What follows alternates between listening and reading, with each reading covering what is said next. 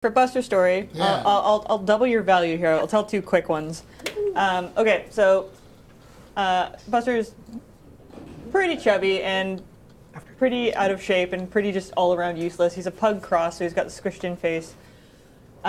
He hates any dog that is larger than him, absolutely despises them, and will start something. Wow, that's bad news for him. Yeah, by which I mean, like, he'll bark and he might nip at, but he doesn't actually bite the dog. But it's really difficult to tell the other dog owner he won't bite. He's just going to act really convincingly like he's going to. He's basically just shouting, hold me back, hold me Pretty back. much.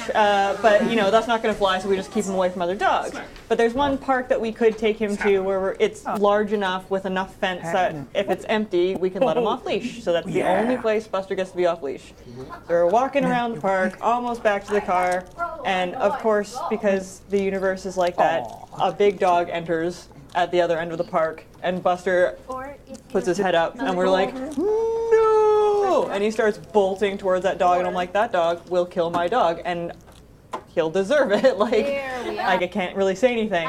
But because my dog is so fat and lazy, he got tired halfway through the run to the dog and lay down in the middle of the field and just looked back at us and was like, come pick me up. I'm done. That's amazing.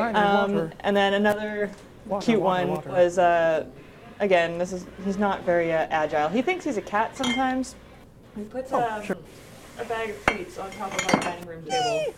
And every once in a while he'll jump up on the chairs by the dining room table. A lot of the times he'll biff it and fall onto the floor.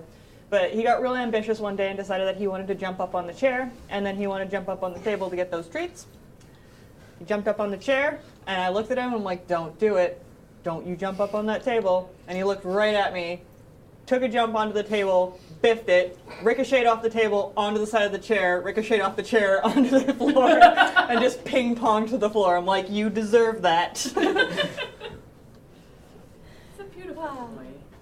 He's a special little monster.